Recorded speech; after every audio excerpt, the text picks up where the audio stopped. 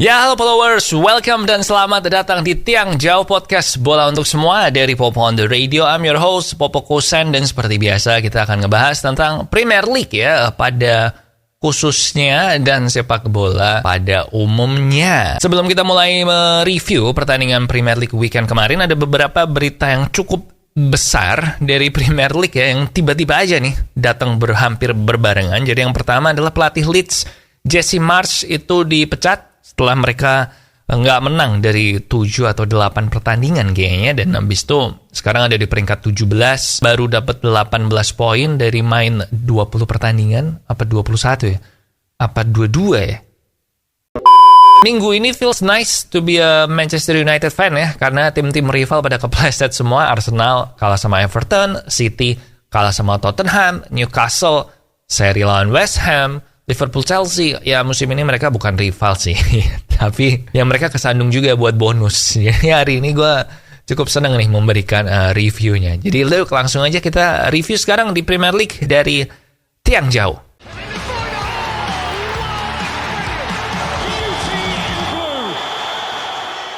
Everton 1-0 Arsenal. Nah, di sepak bola Inggris itu ada istilah namanya new manager bounce mantul ke atas itu ya. Jadi istilah ini tuh artinya kalau ada manajer baru, maka biasanya pertandingan pertama itu mainnya jadi jauh lebih bagus dari sebelumnya. Dan ini terbukti lagi sama Everton dengan pelatih baru si Sean Dyche yang dulu ngebawa Burnley promosi ke Liga Inggris dan bertahan di EPL juga bertahun-tahun. Langsung menang Everton ya. Dan menangnya lawan Arsenal ini tuh mainnya juga bagus. Jadi bukan yang menang hoki ya, karena secara statistik juga expected goals-nya tuh lebih tinggi Everton daripada Arsenal. And ini pencapaian yang keren banget sih. 4 bulan gak pernah menang Everton ini. Akhirnya menangnya lawan Arsenal, tim terkuat di Premier League saat ini. Dan bakal menarik sih untuk dilihat gimana nih si Arsenal ini bangkit dari ini. Soalnya mereka udah kalah 2 kali beruntun kan. Yang satu di FA Cup sama City, dan sekarang ini kalah sama Everton. Nah, yang kedua ada Wolves 3-0 Liverpool.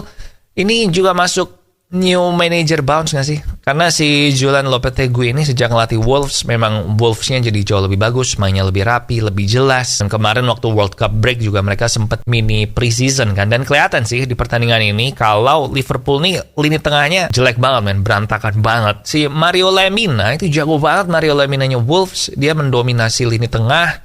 Si Naby Keita kayak kebingungan gitu. Dan kalau lihat mainnya Wolves kayak gini, harusnya mereka nggak perlu khawatir lagi soal degradasi sih. Kayaknya mereka bakal safe dan bisa menatap musim depan dengan lebih optimis. Liverpool gimana? Ya degradasinya juga nggak mungkin. Tapi nggak tahu men, masih nggak jelas sih. Kalau gue lihat Liverpool musim ini tuh kayak, terutama lini tengahnya sih yang mesti benar-benar diin. Ada Spurs 1-0 lawan Man City. Wah, ini tadinya gue pikir ya, City ini biasanya adalah tim yang selalu memanfaatkan ketika saingannya itu kepleset. Dan tadinya gue pikir bakal gitu juga. Tapi ternyata malah City ini yang blunder dan kalah sama Spurs. Jadi golnya Kane kemarin juga karena pressingnya Tottenham sih, yang bener-bener niat ya ngepressnya. Dan si Rodri jadi kehilangan bola. Nah si Kane ini juga jadi mencetak rekor dengan golnya kemarin. Dia jadi pencetak gol terbanyak sepanjang masa Tottenham di all competition. Dia mencetak 267 gol buat Tottenham. 200 gol di Premier League, dia di bawah Shearer 260 dan Rooney 208. Dan si Shearer yang dari dulu emang ngefans sama Harry Kane ya, dia bilang kalau dia yakin rekor 260 golnya ini akan dipecahin sama Harry Kane. Ya Kane umurnya tahun ini 30, ngegolin 61 gol, berarti semusim cukup ngegolin 10 aja selama 6 tahun, maka dia aman. So gue setuju sih sama Alan Shearer. Dan another stats yang menarik di pertandingan ini adalah untuk pertama kalinya untuk Erling Haaland musim ini, dia tidak menendang bola 1 kali pun di 1 pertandingan. Next, ada Man United 2-1 Crystal Palace. Dan di match ini kembali Alejandro Garnacho, pemain 18 tahun Argentinanya MU, ini memberikan instant impact ya habis dimasukin. Dia masuk menit 59, terus 3 menit kemudian dia salah satu pemain yang memberikan peranan penting buat golnya Rashford lewat gerakan yang gue bilang mateng banget sih. Si Garnacho ini umur 18 tapi dia mentalnya udah kebentuk. Dia nggak yang egois ya nggak sih. Kayak contohnya waktu lawan Man City kemarin, dia juga dari cadangan masuk terus langsung bikin assist ke golnya Rashford kan. Nah kan kalau yang lu lihat di golnya City itu, si Rashford itu kalau dia bukan Garnacho, misalnya dia Maceda lah atau ya pemain muda lain lah, pasti ada kemungkinan bakal lebih milih nendang sendiri kan abis muter balik gitu. Tapi ini dia bisa tenang, ngumpan ke Rashford. Jadi gue demen sih lihat mainnya Garnacho ini. Casemiro red card, ya layak buat red card. Walaupun gue cukup yakin sih Casemiro tuh niatnya nggak mencekek ya, tapi dia lebih ke kayak cuma nahan aja gitu biar jangan gini, tapi kebetulan megangnya di situ, dan kalau lu lihat posisi tangan kayak gitu ya nggak bisa lah, harus red card sih. Ada Newcastle West Ham 1-1, pertama kali sejak Oktober Newcastle ini kebobol di Liga Inggris. Kayaknya kalau gue jadi Eddie Howe ya, pelatihnya Newcastle, yang gue targetin untuk beli di musim panas adalah si Declan Rice ini sih, buat jadi gelandang bertahannya mereka. Soalnya mereka kan sekarang yang main di situ tuh Bruno Guimaraes, yang gue bilang sebenarnya lebih cocok kalau dia jadi yang box to box gitu loh, yang maju mundur. Dan kalau ada Declan Rice di sebelahnya, wah kayaknya bakalan mantep sih itu. Lini double pivotnya si Newcastle. But si Moyes bilang kalau Declan Rice baru akan dijual kalau harganya adalah harga rekor transfer Inggris termahal. Arsenal juga ngincer. Bukan nggak mungkin sih Newcastle bisa menyalip Arsenal buat beli si Declan Rice ini sih, terutama karena duitnya lebih banyak Newcastle kan. Kemudian review terakhir ya, nggak usah di-review semua. Ada Chelsea lawan Fulham 0-0.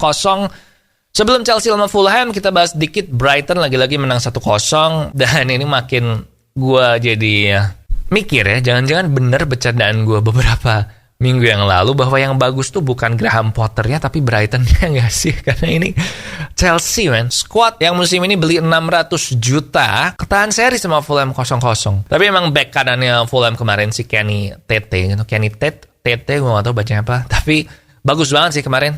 Jadi Mudryk di babak pertama lawan dia nggak berkutik, terus babak kedua Mudryk diganti sama Noni Madueke kan, pemain baru juga, nggak berkutik juga. Terus akhirnya Madueke ini digeser, ditukar ke kanan, kemudian si Potter masukin Sterling di sayap kiri untuk ngelawan si Tete, nggak berkutik juga. Jadi Tete ini hebat banget sih musim ini, sampai-sampai fans Fulham tuh nyanyiin lagu buat Tete nih di akhir pertandingan, dan gue bilang emang deserve banget sih.